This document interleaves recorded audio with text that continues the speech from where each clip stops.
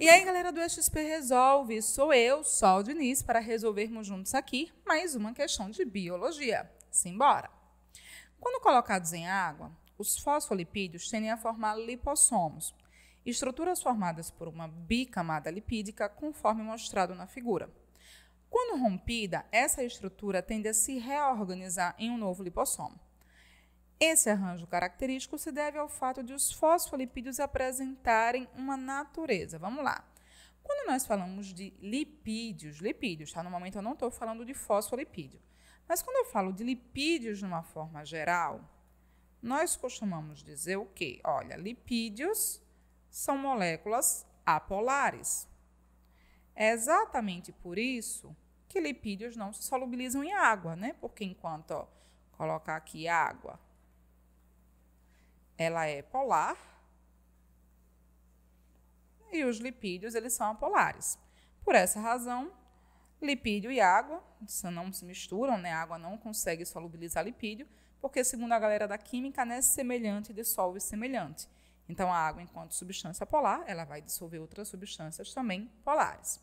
Só que o que é que ocorre? Existe um grupo especial de lipídios, tá? E esse grupo especial de lipídio é justamente esse que está aqui, o grupo dos fosfolipídios, que eles têm caudas de ácidos graxos conectadas a um glicerol, uma estrutura típica aí que nós encontramos, né, em alguns lipídios, como os glicerídeos. Então, tem aqui essas caudas, né?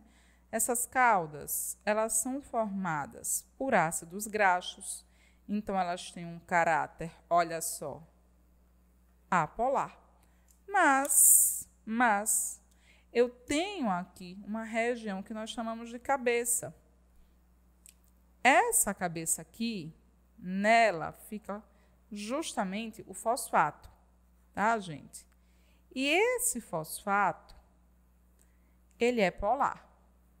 Ah, Soraya, o que é que eu tenho mesmo nas caudas? Vou anotar aqui, que eu esqueci de anotar. Aqui nas caudas eu tenho, olha só, ácidos graxos, que são apolares, e na cabeça eu tenho um grupo fosfato que é polar. Esse grupo fosfato aqui, essa região polar, eu posso dizer que ela é hidrofílica. E no caso aqui, ó, esses ácidos graxos, que são aqui apolares, eles são hidrofóbicos. Então, foca, isso aqui é o acento que saiu no lugar errado, mas tudo bem. Então, foca aqui nesse prefixo, olha. Hidro, de água, filia, de afinidade, fobia, de medo, por assim dizer. Então, é uma molécula que ela tem um caráter polar e apolar ao mesmo tempo. É justamente esse caráter dela, polar e apolar, que vai ser responsável por essa conformação. Quando eu coloco esses fosfolipídios em água, eles formam uma bicamada, de forma que nessa bicamada, olha só, vou pintar aqui de vermelho, tá? Essas cabeças, olha, que são hidrofílicas, a região polar, essas cabeças, elas ficam em contato com o meio aquoso. Eu tanto tenho água no interior do lipossoma, por isso que eu tenho uma camada aqui, ó, com a cabeça voltada para o interior, como eu tenho um ambiente aquoso, como eu tenho água fora também do lipossoma. Por isso que eu tenho essa segunda camada aí de fosfolipídios. Enquanto isso, observem que as caudas, ó, estão aqui de azul. Essas caudas que são hidrofóbicas, elas ficam voltadas umas contra as outras, sem nenhum tipo de contato com a água, mantendo aí a estrutura estável. Quando nós temos, então, uma molécula que ela tem caráter polar e apolar simultaneamente, nós vamos dizer que ela é uma molécula anfifílica. Ou vocês podem ver ainda o termo anfipática. O que é que significa anfi?